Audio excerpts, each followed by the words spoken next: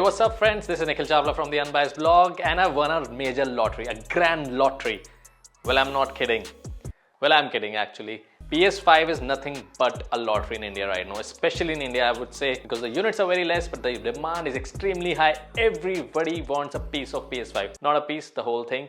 But yes, this is the Indian edition of PS5 that we have with us, and it's the 825 GB model with a disc, because you can only get the disc option in India unfortunately at the moment, and that is priced at 49,990. Yes, you heard it right, half a lakh rupees for a gaming console. Well, a lot of people are ready to spend it. Even I had to spend it to get this console. And some people are spending double the cost of the PS5 because they're buying it from the grey market, imported units. So what we'll try to do in this review of the PS5 is answer your basic questions, answer your complex questions, and answer every question that you might have for the PS5. First up, let's unbox it and see what comes in the box for PS5 in Indian unit.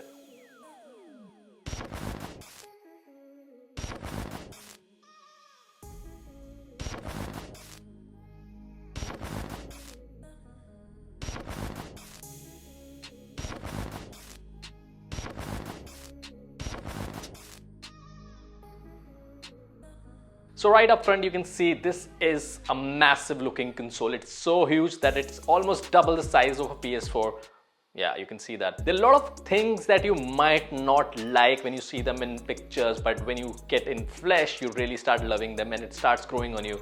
PS5 is one such console. You know, the design is polarizing. Some people really hate it, some people adore it. And to be honest, I was little, alright about the design since the beginning. I was not like going wild and making memes out of it. And as it turned out, the PS5 has a stunning looking design. Especially when you put it next to your TV or in your furniture, it looks really, really nice. You know, it is an eye-catching design. Sony went really bold with the design. Instead of going the Microsoft way of minimalizing the gaming console and making it look like, well, maybe an air fryer, they went really gung-ho about it and designed a really unique looking console. And as you can see, it's a really beautiful console. So as always, you can place the PlayStation landscape or portrait mode. That means you can either stand it up or set it down. You have a stand which fits in both ways. So you can put it in stand at the bottom with the help of a screw, or you can put it on the side if you want to hold it sideways. I think I really like how the white matte envelops the glossy black in the center and how the fins look like, and how the airflow and exhaust system has been designed, how it pulls the air and throws out the air, and still keeping the decibels low and it doesn't sound like a generator playing. One thing that Sony has done is minimalistically place the lights inside the console. Now when you switch it on, it goes all orange and then turns to white and then turns to blue. So there are three different lights that you see in the console. It's white, orange and blue, and when you're running it, the blue light flows through the console and it looks really, really beautiful because it's enveloped between the whites and the blacks, and how it falls on the white part of the console, it looks really, really mesmerizing. The attention to detail is mind-blowing, especially the tiny hidden PlayStation controller icons within the inner panels that are a great extra touch. And you know what? They're not just there for aesthetics, it's a functional design. That's where you place the stand so you can put it horizontally. That's what beautiful design means. But there's one problem, it's huge size and weight. Now your existing consoles might not have that much space, might not be able to handle that much weight. So you might have to make extra arrangements to place it somewhere. That's something that you have to be very careful before you invest in a PS5. But I'm very sure if you're ready to invest in a PS5, you will make extra arrangements for it, won't you? But love it or hate it, the PS5 design is something that is eye-catching. You would not miss it for anything, and that's what I like about it, Just they are making a bold statement, whether it's your living room, your bedroom, your gaming room, it's gonna make a huge statement, and that's what Sony wanted, right? While you can place the PS5 vertically without the need of the stand, but Sony recommends for better airflow, you should always put the stand underneath the PS5. Well, you don't have to worry about it. It's definitely a little tricky than placing it vertically, but then you gotta do what you gotta do, right? So as we get the disc edition in India, you have the Blu-ray disc slot right up front. Next to it is the power and eject button. Thankfully, they're of different sizes, so you can easily make out which one is which. But still, I would have liked a bit of differentiation between the two. It's just the two sizes that are different. Otherwise, you might mix up with either of them. But it's good to see that PS5 has two ports up front, a USB Type-C port and a USB Type-A port. That makes a lot of sense because a lot of devices that we use today, including the PS5 PS5 controller, the DualSense controller, comes with a USB Type-C port, so it's easier to connect with a Type-C to Type-C cable. In the back, you'll find two super speed USB-A ports, a Ethernet jack, an HDMI 2.1 port, and an AC adapter. The PS5 has ditched the PS4's optical audio port, and this might be a bummer for people who have optical connections and high-end audio devices. To be very honest, 825GB edition on the PS5 is bit of a letdown. The actual space you get is only around 650GB, which is quite less considering the games are storing up to 100GB per game. So if you're installing GTA 5, you lose out on 100GB. Similarly, games vary between 50 to 100GB, so you can make a guess. You can only install 6 to 8 games on the console. For the rest, you would need expansion. So if you want to expand on PS5's built-in 825GB of SSD storage, there is a PCIe 4.0 M.2 expansion slot that you can access by opening up the console. But make sure that you're using a certain PS5 certified SSD that meets Sony's bandwidth required, such as the Western Digital's SN850. The PS5 also works with external hard drives, but only for carrying over your digital PS4 games or save files. Well, you might ask why there are USB Type-C ports when you have to embed a hard drive inside. Well, they're only for you to store your PS4 digital files and games. You can't run PS5 games from an external hard drive. Now let's talk about the interface of PS5. It's definitely refreshing, a huge jump over the PS4, but still I would say I would have expected a lot more. There are a few things that I really like the control center at the bottom and also the games up front for you. You don't have to dig in to get games or to get to your control center. And there are certain things that really make it a new interface, but then again I would not say it's a huge jump. And of course the interface is really snappy thanks to the SSD storage now, because earlier versions of all PlayStations were HDD based and they were slow to load and they were loading bars and whatnot. This time it's quick to load. The games, the interface, everything is snappy. There's a handy Explore tab that shows news and updates, as well as Game Library tab that allowed me to instantly start downloading my PS4 collection. Much like on PS4, the PS5 lets you capture videos and screenshots or stream to YouTube or Twitch at a quick tap of a create button. But the difference now is that you can capture and do live 4K videos on the fly. Because this console is so powerful, you can do a live 4K video at 120 FPS. Now that we talked about how it's very similar to PS4, I would like to talk about the backward compatibility of the game. As soon as you're setting up your PS5, it'll ask you if you're a PS4 or 4 Pro console owner. And if you are an owner and if they are in the same network, you just need to log into your PSN ID and it'll download all the games that are compatible with PS5 at the moment. So that's a quick nifty feature. Either ways, you can start fresh up and log in your PSN ID and download fresh games. That's up to you. Snappy and clean software is great, but the PS5's interface really comes into action when you start tapping the PlayStation button while playing PS5 games. That brings up the activity menu or cards, which shows information such as current progress of your mission, set of trophies you can get or you have achieved, or a list of game activities that you can do up front. You can also play games with your friends while they're playing the same game or any other game. Yes, there is a picture-in-picture mode too in the interface. Like I'm playing Spider-Man, my friend could be playing something else and I can click on the activity tab and start watching his gameplay, or I can be playing the same game with my friend and look at his screen at the same time. That's what you call sheer power. And if you have been a PlayStation owner for previous generations, you would have one pain point and it still continues. That's the sad part. You cannot suspend games. You would have to quit one game to get into another game. That also means that if you're playing something, you have to completely quit it, start it from the scratch, the next game, and then you can play it. On the other consoles from Microsoft like the Xbox and Xbox S, you can suspend multiple games and jump between games on the fly. Sony still lacks that feature. And what's more frustrating is that if you're in a game and you accidentally pressed and switched to another game, you might lose all the game data without even knowing about it. So that's something that Sony should have worked upon, or maybe with future updates we'll get something that sort this out. But I really don't miss quick resume because the SSD is so fast that it doesn't even feel that the game is loading even when we start the game from scratch. You know what makes PS5 the next gen console? It's not all the teraflops it can give you. It's not about the frame rates. It's not about the technology it has. It really boils down to the controller. I'm serious about it. I would just buy the PS5 for its controller. The DualSense PS5 controller is phenomenal. It leaps and bounds ahead of its time.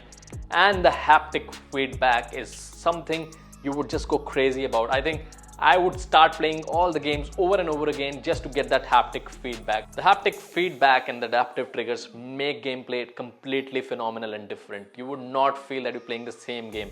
even if you played it on PS4, even if you played it a lot of other consoles. For example, when we were playing games like Astro's Playroom, when we were playing with bow and arrow, I could feel the adaptive trigger, pulling it back and throwing it back when I was pulling the bow and arrow.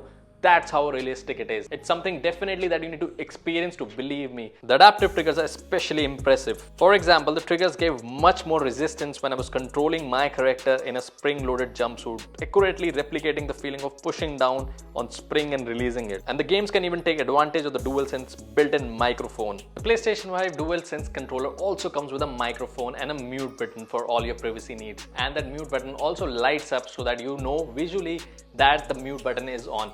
But you know what? The game makers are also making use of this microphone in the gameplay. The fact that you can talk to your friends on PS5 without needing a headset is a great touch and also adds to when you're playing games like Call of Duty. The PS5 DualSense controller has a lot of potential when it comes to gameplay, not just the physics of it, but how many developers are taking advantage of it, as that's what matters. Because there are a lot of games that still do not take advantage of that, and I'm hoping the developers really work on it and make full use of what you see as a potential PS5 controller. In general, the controller feels really good to hold, the grip is really nice, and all those nifty features have come in handy, especially the microphone and the mute button, and also looks very appealing. Especially the new glass-like button really adds to the aesthetics and also are good to play, but they are plastic after all, they are not crystal buttons.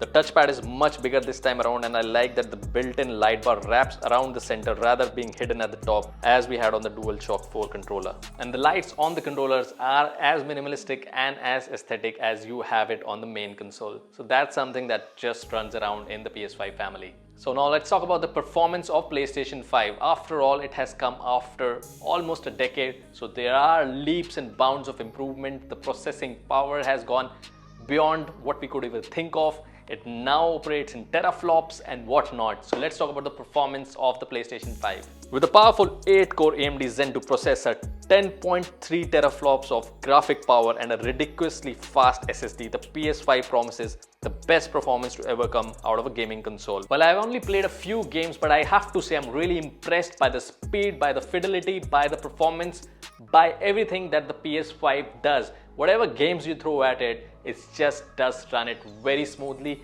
The interface is great. The loading times are mind-blowing.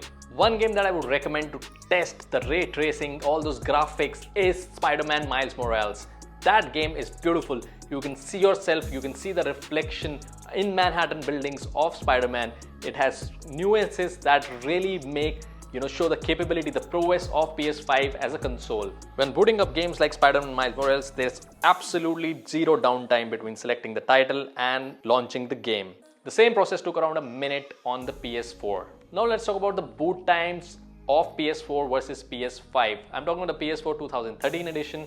It's almost 7 years old, so the boot times are drastically different. The PS5 works with nearly all PS4 games, which is a huge step for Sony's complete lack of backward compatibility in the previous generations. I tested a lot of PS4 games and it almost ran all of them and loaded faster and ran better than they did on my launch PS4. You can also pair your DualShock 4 controller to the PS5. You would not be able to play PS5 games if you're playing it with a DualShock PS4 controller. So if you want to use PS4 controller with a PS5, make sure that you're using it with a PS4 game. And if you have a TV that supports 120Hz and 120 FPS frame rate, then you should definitely try the 120 FPS mode on Call of Duty on the PS5. So we connected our PS5 to a 65 inches view television, which is a 4K television, and the gameplay was surreal and loved every bit of it. We also connected it to a BenQ gaming projector, which is not a 4K projector, but it's a 1080p projector. But playing a PS5 on 100-inch screen was definitely so much fun. Now this brings us to the last part of the review and the most important. What's a console without its game or the game lineup or exclusive game titles, right? Well, PlayStation has always enjoyed a lot of exclusive titles, and that continues with PS5. But with Microsoft buying a lot of game studios, that might not last long. The PS5 launch lineup is off to a solid start thanks to a big launch game that is the Spider-Man Miles Morales, and something that I definitely recommend for every PS5 owner. The game really completes the experience with ray-traced graphics and an optional 60 FPS performance mode. And one of the biggest PS5 true launch exclusive include Demon's Souls, a virtually stunning remake of our beloved 2009 action RPG of the same name. But the problem is that you don't need a PS5 console to play most of these games. Yes, you would need a PS5 to enjoy ray tracing and higher frame rates, but you can still play all these games on a PS4 or a PS4 Pro. It's also worth noting that the Fortnite has been optimized for PS5 at launch, and titles such as FIFA 21, Made in FL 21 and Watch Dogs Legion also offer free PS5 upgrades. So if you own a copy of these games on a PS4 or a 4 Pro, you can upgrade them for free for a PS5 version. Looking forward, you can expect major PS5 exclusives such as Ratchet & Clank, Rift Apart, God of War, Horizon Forbidden West. So some of the games that I would recommend for you to play on the PS5s are Marvel Spider-Man Miles Morales, Horizon Forbidden West, Ratchet & Clank Rift Apart, Gran Turismo 7, Slagboy A Big Adventure, Deathloop, Demon's Souls, Destructions All-Stars, NBA 2K21, EA Sports FIFA 21. And apart from the visually 4K Ultra streaming, you also get 3D audio on the PS5. Now you can really immerse yourself in soundscape where it really feels that you're standing in the middle of a playground or somewhere in a jungle or on an island, and it feels really immersive thanks to the 3D audio. So while you can game up to 120 FPS with 120 Hz on a 4K display, Sony PlayStation also supports 8K display. So if you have a 8K TV, your Sony PlayStation 5 can project 8K on your 8K TV. So be happy about that. You're future proof. So now it's time for the final verdict, the unbiased verdict. Should you buy the PlayStation 5 or not? Well, in India, you get only the disc edition, which is for 50,000 rupees, half a lakh rupees. We've already mentioned that. So should you invest in a PS5 or not? Well, you should, because it's after almost a decade, a new console has come. Especially people who are Sony fans, PlayStation users, previous users should definitely go ahead and buy it, only if you can get it. Now that's the real problem. The number of units that we have got in India are very limited. So you either have to go the grey market route or you have to go abroad and get the unit, because in India there are only a handful of units that were imported and it's really tough for you to get your hands on a PS5. But if you still manage to get a PS5, you should definitely get it because it's leaps and bounds ahead. I would simply get it for the PS5 controller itself. The PS5 is incredibly fast. It gives you 8K output, it gives you 120 frames per second, it gives you 3D audio, it gives you great titles. A lot of things go for the PS5, but there are some things that I would have want to see in PS5. First of all, a gaming subscription service like you get in the Xbox, a Game Pass, where I didn't have to buy each and every game. For a PS5 game, I would have to fetch out almost 5,000 rupees for each game. That's a good amount of money. It's like around $80 for a game each time I want a new game. Well, you can obviously subscribe for the PlayStation Plus subscription service, but that also is a good amount of money and gives you very limited titles to play, unlike what you get on a Game Pass. So that's one thing that really still I feel should have been an option for PlayStation owners, where they could just play all the games by paying a subscription service. Sooner or later, we hope that Sony really listens to our demands and our request and gives us a subscription service where we can pay one amount and play a number of games together at the same time. So in the end, all that matters is, will you be able to get a unit of PS5?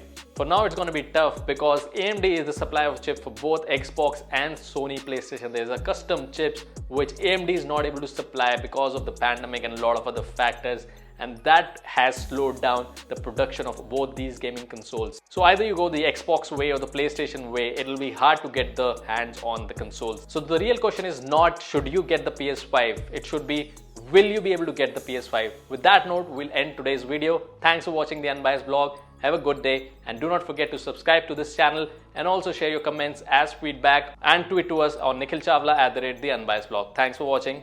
Have a good day.